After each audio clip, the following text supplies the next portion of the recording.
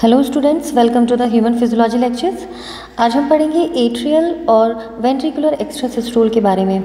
इससे पहले चैप्टर में हमने आपको बताया था एक्स्ट्रासिस्टोल क्या होता है और ये कैसे बीट जनरेट होती है। तो एट्रिया और वेंट्रिकुलर एक्स्ट्रासिस्टोल किस तरीके से काम करते हैं आगे ये पढ़ेंगे। तो कोई भी इरिटेबल एक्टोपिक फोकाई जो डिस्चार्ज करता है एक बार, दैट रिजल्ट अ बीट, ठीक है, उसका जो रिजल्टेंट होता है, जो वो डिस्चार्ज करता है उसका रिजल्टेंट होता है कि एक हार्ट बीट जनरेट होती है एंड दैट अगर before the expected next normal beat. और वो होती कब है?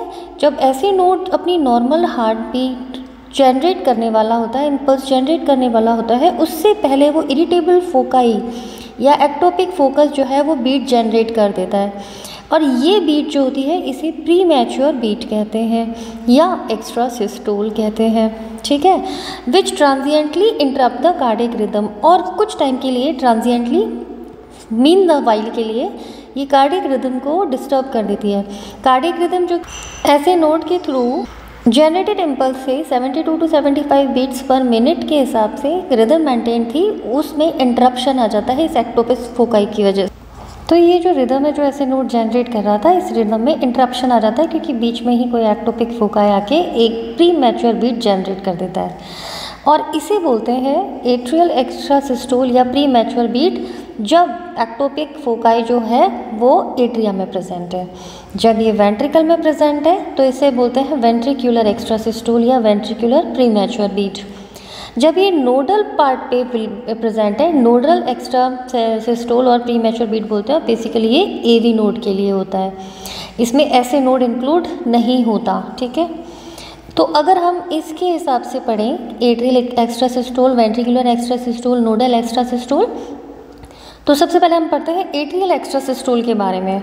तो इस ईसीजी में देखिए atrial extrasystole, this is the premature beat, ठीक है। Premature P wave of aberrant configuration. Aberrant configuration का मतलब है इसकी जो प्रेजेंटेशन होती है वो नॉर्मल नहीं होती। आपको इसमें अरे अच्छे से दिखाई देगा, यहाँ देखिए एट्रियल एक्स्ट्रासिस्टोल। तो ये जो पी वेव है ये एबरेंट है, ठीक है। नॉर्मल जो इससे पी वेव ऐसे होती है, इस ऐसे ना होकर ये कुछ स्लाइड एम शेप है, तो ये एबरेंट पी वेव होती है, ठीक है। इस ईसीजी में और क्या दिखा देता है कि एबनॉर्मल पी आर इंटरवल होता है और because of different path of atrial depolarization. तो डिफरेंट पाथ क्यों? क्योंकि ऐसे नोड से एवी नोड पे आने के लिए तो पाथवे फिक्स है, ठीक है, जिसे हम बोलते हैं इंटरनोडल पाथवे। लेकिन अगर कोई एक्टोपिक फोकाई बीट जनरेट कर रहा है तो फाइबर्स अलग अलग वे से आते हैं, जिसकी वजह से पी आर इंटरवल जो होता है वो एबनॉर्मल हो जाता है।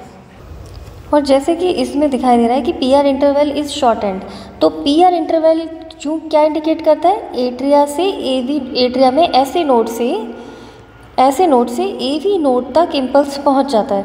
तो अगर ये शॉर्ट एंड हो गया, इसका मतलब एक्टोपिक फोकाई जो है वो कहीं एवी नोड के पास है, क्योंकि उसको वहाँ तक पहुँचने का टाइम जो है वो कम लग रहा है, इसलिए पी आर इंटरवल जो है वो शॉर्ट हो जाएगा और वेंट्रिकल्स के पास जो इम्पल्स है वो कंडक्ट हो जाएगा। So this indicate that ectopic region of the beat in the atria is near AV node.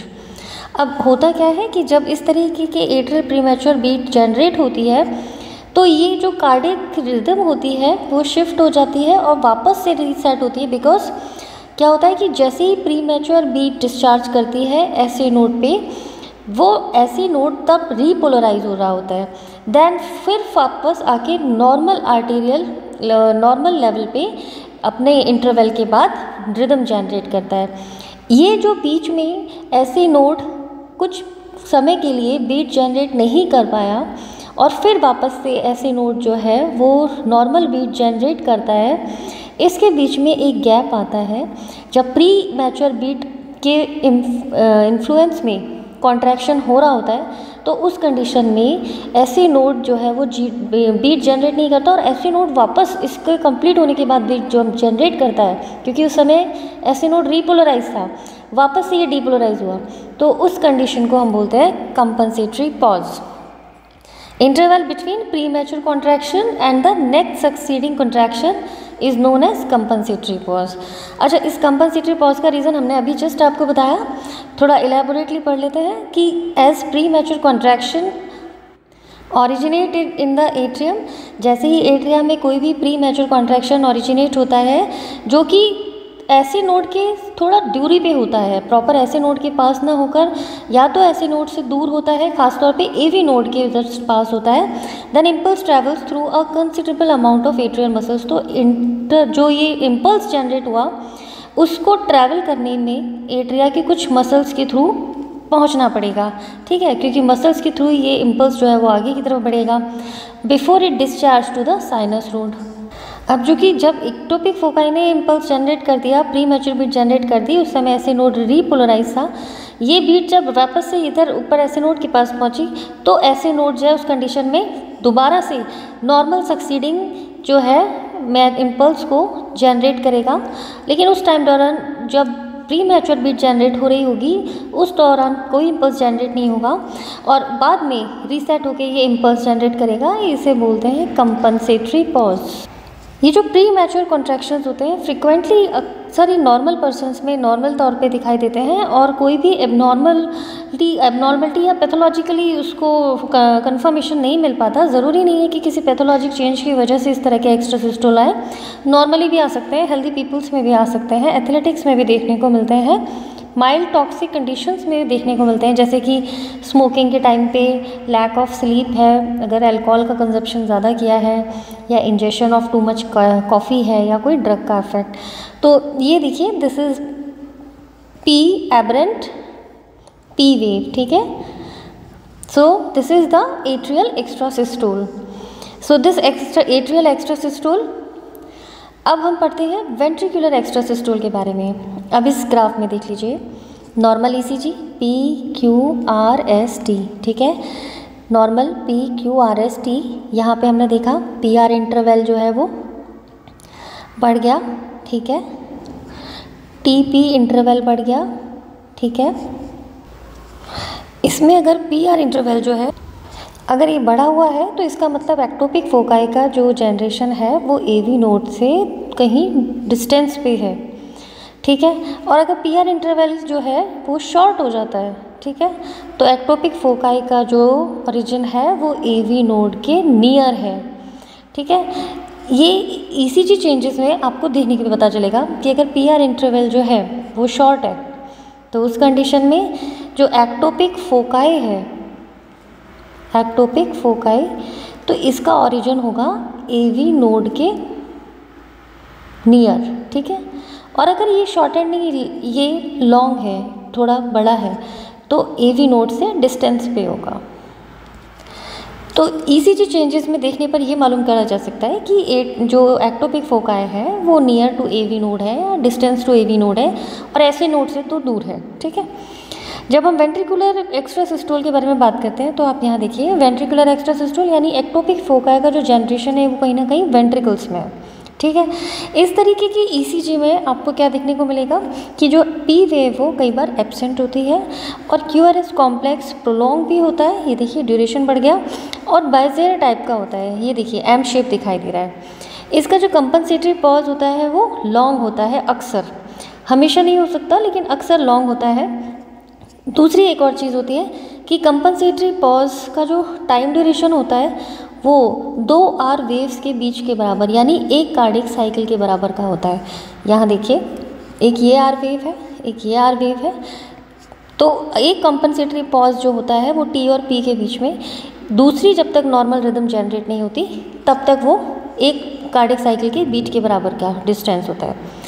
Ventricular extrasystoles can arise from any portion of ventricular myocardium. तो वेंट्रिकल के मायोकार्डियम मस्कुलेचर में कहीं भी extra इसको ECG changes में क्या देखने को मिलेगा, जैसे लेट 2 है, इसमें हमने देखा, इसमें देखने को मिला एब्सेंस ऑफ P वेव जो कि जस्ट QRS के पहले आनी चाहिए, प्रेजेंट होनी चाहिए थी, ये यहाँ एब्सेंट है। लेट 3 में हमें क्या देखने को मिला कि T wave oppositely directed from QRS complex.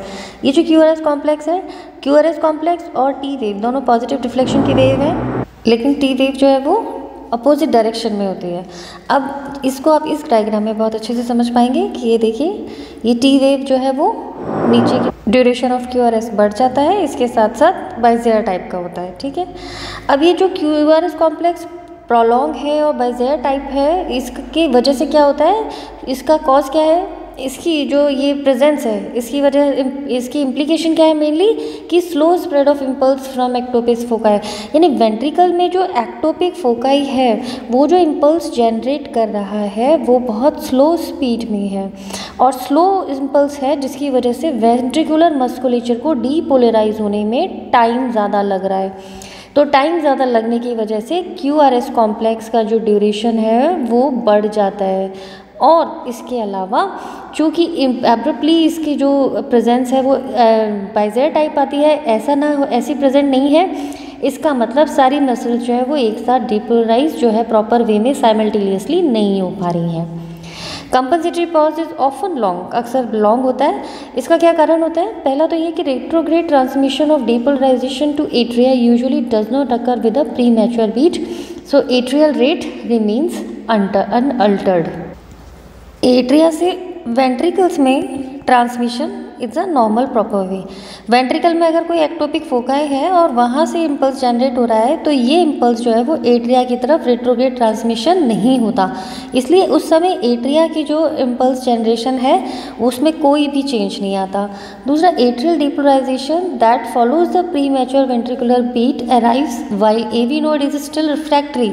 अब क्या होता है, ये है एट्रिया, ठीक है, ये है वेंट्रिकल। तो वेंट्रिकल में कोई एक्टोपिक फोकाई है जिसने बीट जनरेट की, तो वेंट्रिकल में तो ये मूव ऑन हो गई, लेकिन ये एट्रिया में नहीं जाएगी, इसमें एवी नोड का पार्ट भी आ जाता है। अब एट्रिया अपनी इम्पल्स जनरेट कर रहा है, एट्रिया ने जो इम्पल्स जनरेट की जब वो एवी नोड के पास आएगी तो वो एवी नोड को डीपोलराइज नहीं कर पाएगी, क्योंकि वेंट्रिकल के एक्टोपिक फोकाई ने उसको पहले से ही डीपोलराइज कर रखा है। तो उसकी वजह से क्या होगा, it is not conducted to ventricles. अब चूंकि अब वेंट्रिकल्स की इस प्री मैच्योर बीट की वजह से ये ऑलरेडी रिफ्रैक्टरी था, तो अब एट्रिया ने जो इम्पल्स जनरेट किया वो अब वेंट्रिकल्स तक नहीं पहुंच पाएगा। आई होप आप समझ गए होंगे।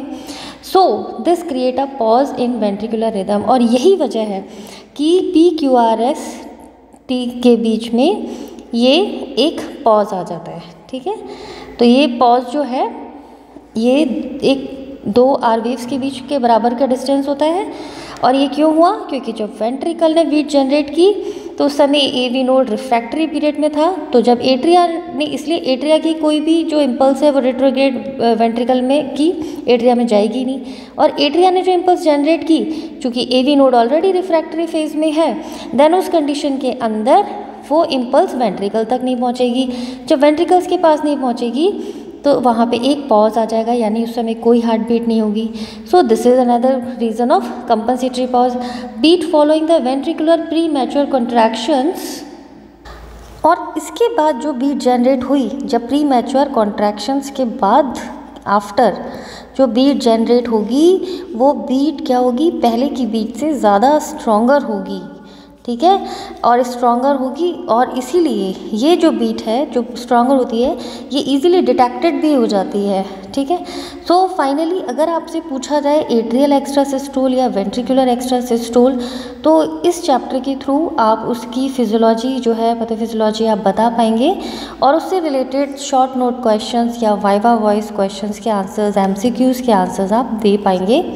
So hope you will like the lecture, आपको समझ में आया होगा। मैं आशा करती हूँ कि इससे रिलेटेड क्वेरीज अगर हों तो आप इस चैप्टर को पढ़ के आप कोशिश करके उसे सॉल्व कर सकते हैं। हमारे साथ इसी तरीके के चैप्टर्स को पढ़ने के लिए जुड़े रहिए। So wish you all the best. Please like and subscribe my channel. Thank you. Good luck to you.